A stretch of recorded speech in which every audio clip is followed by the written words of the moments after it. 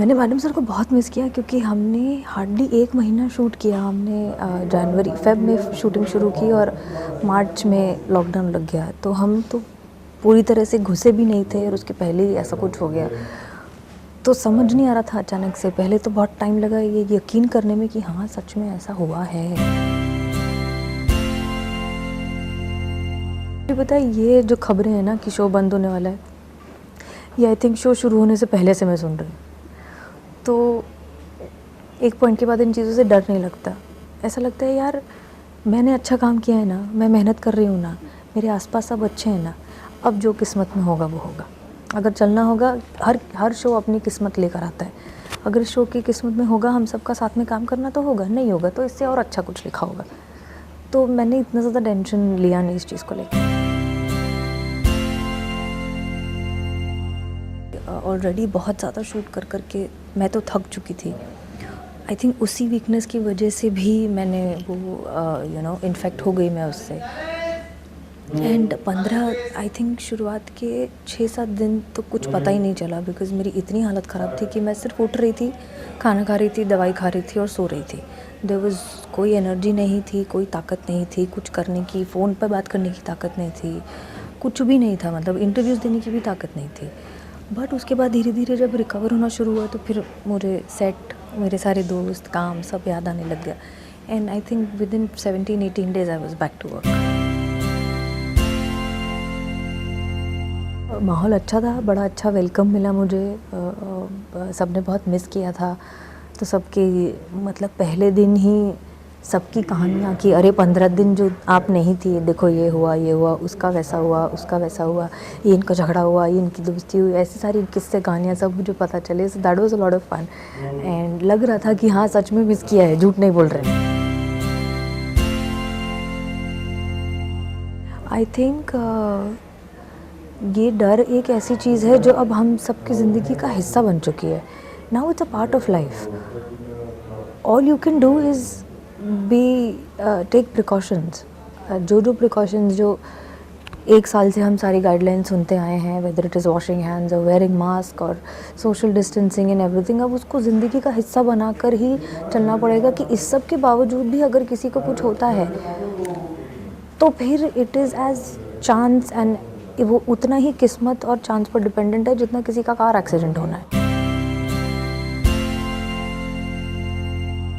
बहुत सारे ये शो से तो रिलेटेड स्पेशली बहुत सारी यादें हैं। मैंने लाइफ में पहली बार अपने करियर में अपने होर्डिंग्स देखे हर जगह। पहली बार जो है मुझे मतलब मेरे दुश्मनों को भी फ़ोन कॉल आए कि अरे सुनना प्लीज़, मेरी नीस तेरी बहुत बड़ी फ़ैन है, बात कर लेगी क्या। मतलब बहुत सारे पुराने लोग जिन्होंने शायद कसमें खाई हुई थी कि मुझसे कभी बात नहीं करें क्योंकि मैं बहुत अपफ्रंट हूँ, वो भी दोस्ती हो गई और पुराने लोग वापस मिल गए, नए लोग बहुत सारे जुड़ गए। एक बहुत खूबसूरत सी चीज़ मेरे साथ ये हुई कि आई वॉज़न्ट अ पर्सन हु इज़, जैसे बच्चे बहुत ज़्यादा पसंद हो, है ना, और वो बहुत औरतों के अगेंस्ट जाता है किसी औरत का ऐसा बोलना कि मुझे बच्चे पसंद नहीं है। वो मेरे साथ हमेशा हुआ है। बट आई थिंक किस्मत चाहती थी कि मेरा वो ब्रिज टूटे। इस शो के इतने सारे बच्चे फ़ैन्स हैं, इतने सारे बच्चे फ़ैन्स हैं कि अब मैं बच्चों की फ़ैन हो गई। अब मैं ऐसा बच्चा दिखता है तो मैं ऐसी हो गई, वरना पहले मैं ऐसी थी, बच्चा है हाँ ठीक है okay hello nice to meet you bye bye, वरना रोना शुरू कर देगा, कुछ कर देगा। पर अब इतने बच्चे फ़ैन्स हो गए हैं कि मुझे अब बच्चे पसंद आने लग गए। मतलब अब मुझे लगता है बच्चे हैं, हाँ बच्चे होने चाहिए आसपास। Baker, I have become a baker. Cooking तो मैं पहले भी करती थी थोड़ी बहुत, बट इस बार मैंने ब्रेड से लेके मफ़िन से लेके कपकेक से लेके एवरीथिंग मैंने सब ट्राई कर लिया है। मैंने सब कुछ बना के देख लिया है, किसको हेल्दी बनाया जा सकता है, किसको वीगन बनाया जा सकता है, किसको ग्लूटेन फ्री बनाया जा सकता है, सब एक्सपेरिमेंट करके देख लिया मैंने। और ऑफ कोर्स मेरी फैमिली को वो झेलना पड़ा पर उसमें मैं अच्छी हो गई हूँ कि हाँ मैं सक्सेसफुल हो गई हूँ। अब मैं अपनी कुकिंग को लेके बहुत कॉन्फिडेंट हूँ। आई थिंक मैं लोगों को यही कहना चाहूँगी कि ये कहीं इतनी जल्दी नहीं जाने वाला है। हमें लग रहा था बीच में कि शायद चला गया है, अब तो वैक्सीन भी आ गई है, बट वैक्सीन भी अभी इनिशियल स्टेजेस में है। हमको नहीं पता कि हर दिन नई खबर आ रही है, हर दिन नए डेवलपमेंट हो रहे हैं। तो I think being precocious should become a way of life now, should become कि आपको घर आकर नहाना ही है सबसे पहले कुछ किए बगैर, मास्क पहनना ही है, तभी मास्क निकालना है जब आपके आसपास बिल्कुल कोई ना हो, क्योंकि मास्क आर वेरी अनकम्फर्टेबल।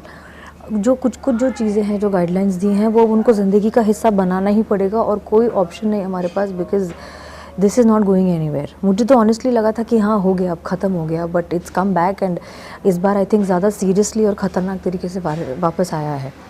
तो मैं पिछले साल जो मैंने शायद थोड़ी बहुत गलतियाँ की होंगी नोइंगली अननोइंगली, जो थोड़ा बहुत लीनियंट छोड़ दिया होगा, वो अब मैं उसको लेके बहुत ज़्यादा पर्टिकुलर हूँ। मतलब चाहे किसी को अच्छा लगे या ख़राब लगे, सोशल डिस्टेंसिंग है मतलब है।